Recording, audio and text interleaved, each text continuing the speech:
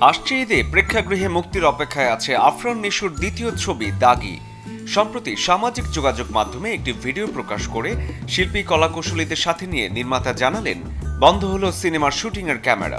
ক্যাপশনে নির্মাতা শিহাব শাহীন লিখেছেন, ইটস র্যাপ আপ। হ্যাশট্যাগে লিখেছেন দাগি। দাগিতে আফরান নিশোর সাথে তমা মির্জার পাশাপাশি দেখা যাবে সুনেরা বিনতে কামালকে। হুমায়ুন আহমেদের অন্যতম সফল সৃষ্টি তারা তিনজন।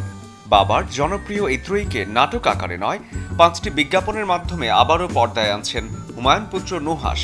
জানা গেছে, ডাক্তার এজাজ, ফারুক আহমেদ ও স্বাধীন খসরু এই 3 জন শিল্পীকে নিয়ে সদ্য নির্মিত বিজ্ঞাপন চিত্রগুলো একটি আর্থিক লেনদেন করা অ্যাপের, যা শিগগিরই বিভিন্ন প্রচার মাধ্যমে একে একে সম্প্রচার হবে বলে জানা গেছে। জনপ্রিয় গীতিকার প্রয়াত গাজী মাজহারুল আনোয়ার রচিত 50 গানের পেছনের গল্প ও 200 গান নিয়ে বইমেলায় প্রকাশ পেয়েছে অল্প কথার গল্প গানের 5ম খণ্ড। অমর একুশে বইমেলার ভাষাচিত্র প্রকাশনীর 17 নম্বর প্যাভিলিয়নে সম্প্রতি হয়েছে বইটির মোড়ক উন্মোচন, যেখানে উপস্থিত ছিলেন গাজী মাজহারুল আনোয়ারের সহধর্মিণী জোহরা গাজী সহ তার 2 সন্তান। এর আগে গেল বছরের 21-এর বইমেলায় প্রকাশিত হয় বইটির 4র্থ খণ্ড। পুলিশ কপ হিসেবে আবারও পর্দায় হাজির হবেন বলিউড অভিনেত্রী রানী মুখার্জি। মার্দানি 3 সিনেমার শুটিংয়ে আসছে জুনেই ব্যস্ত হবেন তিনি। অভিরাজ মিনাওয়ালার পরিচালনায় সিনেমাটিতে অ্যাকশন অবতারে দেখা যাবে রানী মুখার্জিকে। প্রকাশ পেয়েছে সালমান খান অভিনীত সিকান্দার ছবির টিজার।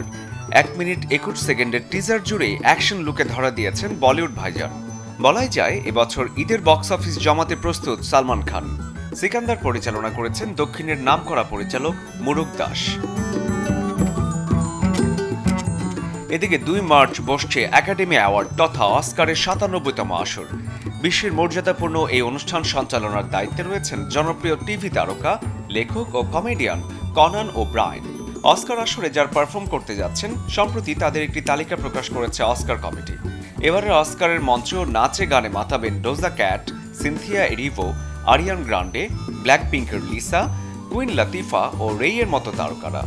এর বাইরেও আরও অনেক তারকা শিল্পী যোগ দেবেন অস্কার মঞ্চের আয়োজনে।